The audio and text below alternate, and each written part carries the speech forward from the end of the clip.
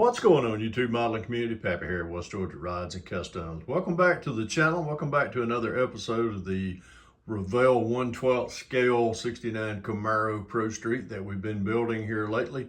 We've been utilizing a lot of the parts and accessories we got from MCB products. The back half and the engine is pretty much in the car itself. It's mocked up and everything, but we're going to walk you through this. We've transitioned over to inside the house from out of the garage just due to the size.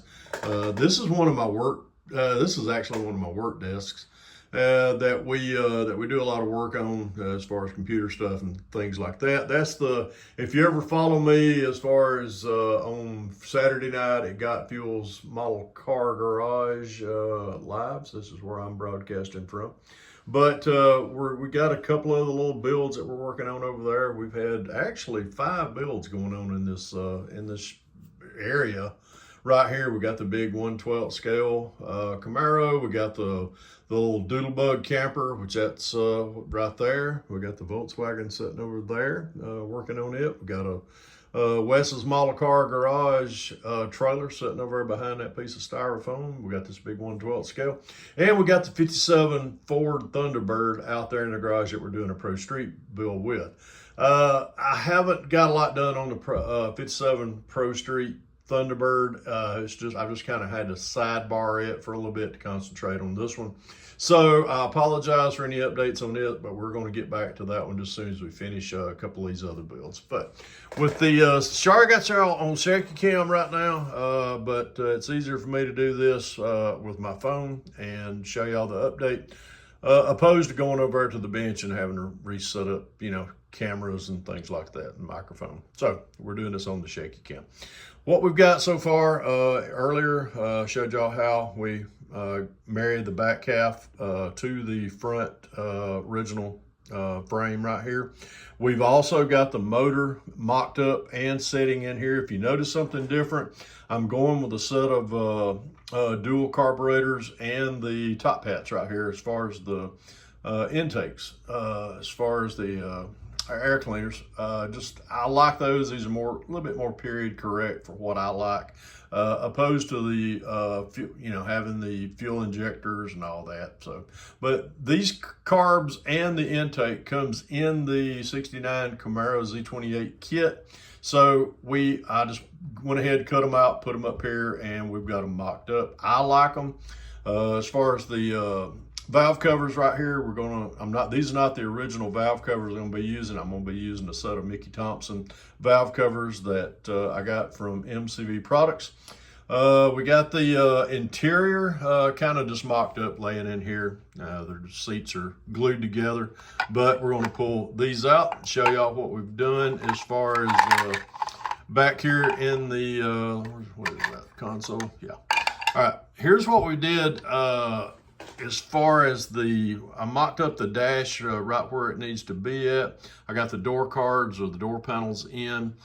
I did make a cut. We actually cut this back half off from right here out. And I cut that on the miter box out there in the garage. And with reasoning being, I wasn't 100% certain if I was going to use this back half. As far as this interior, I did, and the only thing that I salvaged, and if you recognize these seats, these are the seats that the seat bottoms, but I've cut all the way back to the package tray itself and left all this intact. The blue tape, this is actually a pattern. Once I got everything cut out, that I'm going to pull off. And if you notice, I got top, which means the package tray, bottom down here at the seat. D stands for driver's side, and the glare on this means P, which is passenger side. That way, when I cut this piece out of sheet styrene, I will know the positioning of it. That way, once we get it arched and everything to the curvature, and if you notice, there's some curve right in here. How did I get that? Well, glad you asked. We took some construction card as far as this, and I took actually it's like I wouldn't say it's a protractor, but it is a it's one of these. It's just different various curvatures and everything. And what I did was I checked for curvature to where it would fit.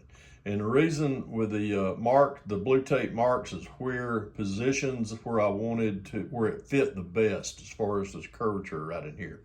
So I took once we arrived at what it was, I took and you can tell it matches perfectly as far as over the, it matches perfectly over the, let me see if I can get that right. Yeah, just like that. And we cut that out with an X-Acto blade. And if you haven't got any of these, one of these things are available at Hobby Lobby or Michael's. You can find them in the drafting section or the drawing art section, and just handy little tools to have to, do exactly what I'm doing right there. So once we got the arch to pretty much to where I wanted it, actually it's like that. We transferred that to the back, to the inside right here.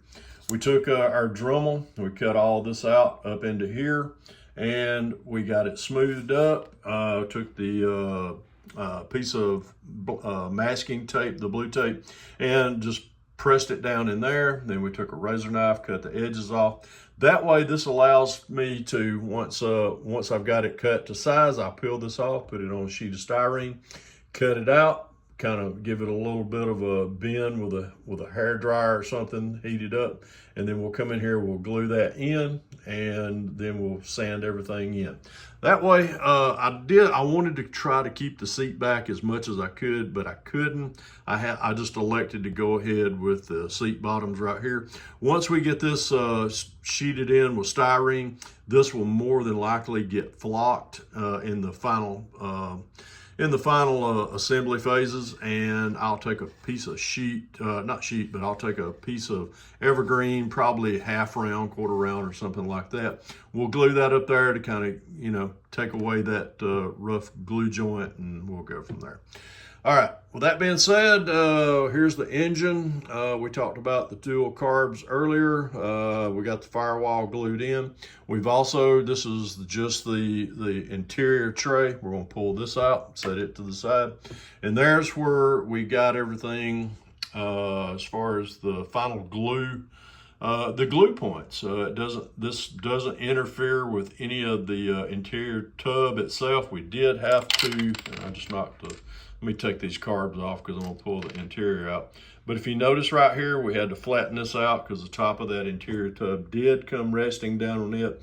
Once we got everything positioned right there, you don't even see that. So see, boom.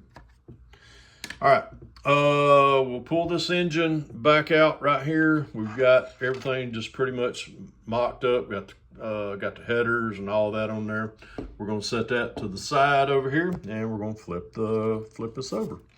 Show y'all what we did. We did a lot of putty work. I'm still in the process of doing the putty work around these seams right here, but everything has been glued in with some sheet styrene. We did some putty work earlier.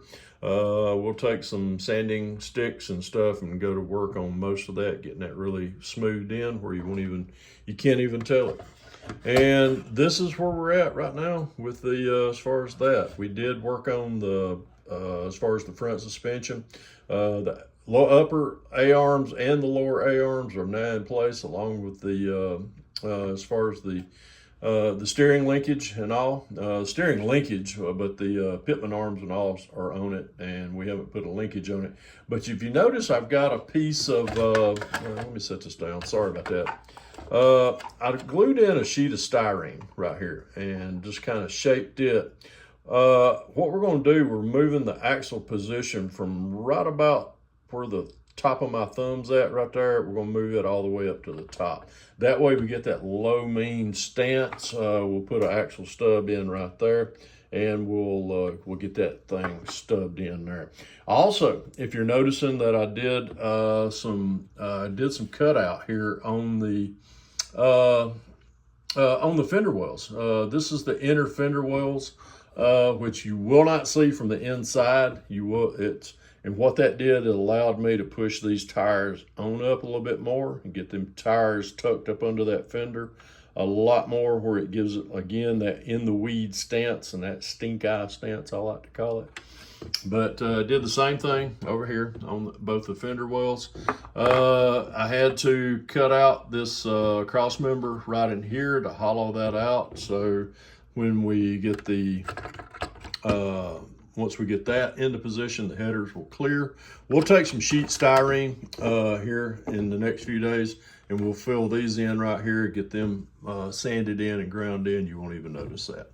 But that's about it. There's the body, the big old massive set of Pro Street meats and the fronts right there. So we've really got a lot done, a lot done over the last few days, over the holiday, 4th of July holiday. So we'll get continued more on it this week, and possibly get y'all a video out on the little camper and the little bitty V-dub over there. We're pulling that one down to the wire on it. So, but hope everybody had a great 4th of July holiday. Hope everybody's safe and got all your digits still on one hand. And as I always say, if y'all can dream it, build it. God bless y'all. Pappy out of here.